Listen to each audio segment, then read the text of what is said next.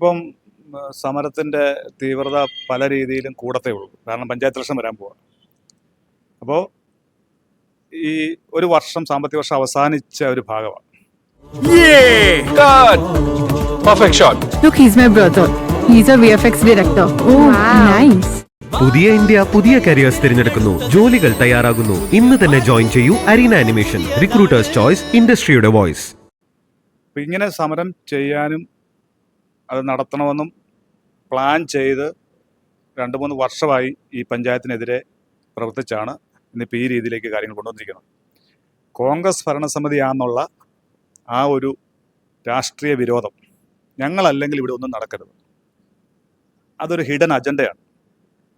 അങ്ങനെ കോൺഗ്രസ് ഭരണസമിതിയോടുള്ള എതിർപ്പുകൊണ്ട് 23 വാർഡുള്ള ഈ പഞ്ചായത്തിനെ ഒന്നടങ്കം വികസന പ്രവർത്തനങ്ങൾക്കെതിരെ രാഷ്ട്രീയമായി നീക്കങ്ങൾ നടത്തി അതിനെ പിറകോട്ടടിച്ച് ലക്ഷക്കണക്കിന് കോടിക്കണക്കിന് രൂപ ഈ പഞ്ചായത്തിൽ നടപ്പിലാക്കേണ്ട വികസന പദ്ധതികൾ അട്ടിമറിക്കുന്ന രീതിയിലേക്കാണ് CPM മുമ്പോട്ട് പോകുന്നത്. അങ്ങനെ പോകുന്ന CPM ഒരു കാര്യം ഓർക്കണം, 2005 വരെ തുടർച്ചയായി 35 വർഷം ഈ പഞ്ചായത്ത് ഭരിച്ച പാർട്ടിയാണ്. ആ 2005 മുമ്പ് പഞ്ചായത്ത് രാജ് ആക്ട് വന്നു. അതിനുശേഷം നാട്ടിൽ പല വികസന പ്രവർത്തനങ്ങളും ജനകീയാസൂത്രണം മുഖേനയും കേരള വികസന പദ്ധതി മുഖേനയൊക്കെ ഈ നാട്ടിൽ പല ഗവൺമെൻറ്റുകൾ മാറി വന്നു. ഈ പഞ്ചായത്ത് ഭരണത്തിൽ തന്നെ ഇവിടെ LDF UDF മാറി മാറി ഭരിച്ചു. പക്ഷേ ഞാൻ 25 വർഷം പഞ്ചായത്ത് മെമ്പറായ ഒരു വ്യക്തിയാണ്. ഇന്ന് വരെ ഇങ്ങനെ ഒരു രാഷ്ട്രീയ നീക്കം പഞ്ചായത്തിനെ അട്ടിമറിക്കാൻ, പഞ്ചായത്തിന് വികസന പ്രവർത്തനങ്ങൾ തുരങ്കം വെക്കുവാൻ CPM നേതൃത്വം ചെയ്തിട്ടില്ല. പക്ഷേ എനിക്കറിയാമല്ലോ ഇവർക്ക് എന്താണ് സംഭവിച്ചത്. ഇവർക്ക് ഇപ്പം തന്നെ അവരുടെ ആളുകളുടെ ഇടയിൽ കുറേ പേര് പറയുന്നു ശകലം കടന്നു പോയില്ലേ എന്ന് പറഞ്ഞാൽ, ഈ പഞ്ചായത്തിൽ നമുക്ക് ഈ രാഷ്ട്രീയമായിട്ട് നോക്കുമ്പോൾ ഉദ്യോഗസ്ഥന്മാരെ സ്റ്റേറ്റ് ഭരിക്കുന്നതനുസരിച്ച് ചിലപ്പോൾ ഒരു പക്ഷേ അങ്ങോട്ടും ഇങ്ങോട്ട് സ്ഥലം മാറ്റി നിന്നിരിക്കും. പക്ഷെ നിങ്ങൾ ഓർക്കണം, ഒരു വർഷം 7 കോടി 8 കോടി രൂപ നടത്തേണ്ട പൊതുമരാമത്ത് വർക്കുകൾ നടത്തേണ്ട, പശ്ചാത്തല മേഖലയിലെ വർക്കുകൾ നടത്തേണ്ട ഒരു അസിസ്റ്റന്റ് എഞ്ചിനീയർ ഓഫീസ് ഇവിടെയുണ്ട്. ആ അസിസ്റ്റന്റ് എഞ്ചിനീയർ ഓഫീസിൽ കഴിഞ്ഞ 6 മാസമായിട്ട് അസിസ്റ്റന്റ് എഞ്ചിനീയർ ഇല്ല. ഒരു വർഷമായിട്ട് ഓവർസിയർ ഇല്ല. ടെക്നിക്കലായിട്ട് അറിയാവുന്ന ഞങ്ങളാരെങ്കിലും ആ സ്ഥാനത്ത് കയറി നിങ്ങൾക്ക് ചെയ്യാൻ പറ്റുമോ കാര്യങ്ങൾ?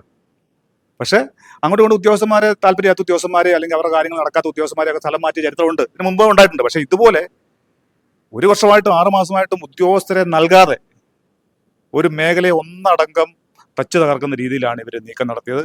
അതിൻ്റെ അടിസ്ഥാനമായിട്ട് ഈ വർഷം ഒരു റോഡ് വർക്ക് പോലും ഈ പഞ്ചായത്ത് ഭരണസമിതിക്ക് ചെയ്യാൻ ഇവർ അനുവദിച്ചില്ല.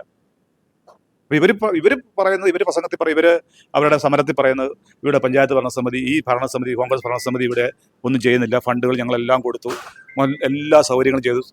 അങ്ങനെയെങ്കിൽ ഇവിടെ ഫണ്ടുകളെല്ലാം കൊടുത്തു, ഉദ്യോഗസ്ഥ സംവിധാനം കൊടുത്തു, ഞങ്ങളിവിടെ വെറും നോക്കുകുത്തിയായിട്ടിരുന്നു എന്നാണ് ഇവർ ആക്ഷേപിക്കുന്നത്. ഞങ്ങൾ ഇവരോട് ചോദിക്കുന്നത്, ഇതുവരെ കാണാത്ത രീതിയിലുള്ള രാഷ്ട്രീയ വിരോധം മൂലം ഈ നാടിൻ്റെ വികസന പ്രവർത്തനത്തെ അട്ടിമറിച്ചു. ഒന്ന്, ഞാൻ സൂചിപ്പിച്ചതുപോലെ ഈ സാമ്പത്തിക വർഷം ഈ 31 അവസാനിച്ചു. നിങ്ങൾ ഓർക്കണം, AEയുടെ ഓഫീസ് 1.5 മാസം അടച്ചിട്ടു. ഒരു ഉദ്യോഗസ്ഥനും ഇല്ല. ഏതെങ്കിലും പഞ്ചായത്ത് നടക്കുമോ? നടത്തിയിട്ടുണ്ടോ? ഞങ്ങൾ ചോദിക്കുക. കാരണം ഞങ്ങൾ ഇവിടുന്ന് പഞ്ചായത്ത് പ്രസിഡന്റ് നിരവധി തവണ ഞങ്ങൾ ഭരണസമിതിയുടെ നേതൃത്വത്തിരിക്കുന്ന ആളുകൾ മന്ത്രിയുടെ പ്രിൻസിപ്പൽ സെക്രട്ടറിയെ വിളിക്കുന്നു, മന്ത്രിയെ കിട്ടാത്തതുകൊണ്ട് ആ ഓഫീസിലെ ആളുകളെ വിളിക്കുന്നു, ജോയിന്റ് ഡയറക്ടറെ വിളിക്കുന്നു. അവരെല്ലാം പറഞ്ഞ് ഞങ്ങൾ ചെയ്തു തരാം. അയ്യോ അവിടെ ഇല്ലേ? പക്ഷേ ഞങ്ങൾ ഇതെല്ലാം തീരുമാനം എടുത്ത് ജില്ലാ കളക്ടറേറ്റ് അല്ലെങ്കിൽ ജില്ലാ ഭരണകൂടത്തിൽ വരുമ്പോൾ അവിടെ NGO യൂണിയൻ്റെ നേതൃത്വം പറഞ്ഞിരിക്കുകയാണ്, പനച്ചിക്കാട് പഞ്ചായത്തിലോട്ട് ഞങ്ങൾ പറയുന്ന ആളുകളെ വെച്ചാൽ മതി, അല്ലെങ്കിൽ അവിടെ ഒഴിവില്ലെങ്കിൽ അവിടെ വെക്കണ്ട. അത് ഇവരുടെ മൊത്തത്തിലുള്ള ഗൂഢാലോചനയാണ്.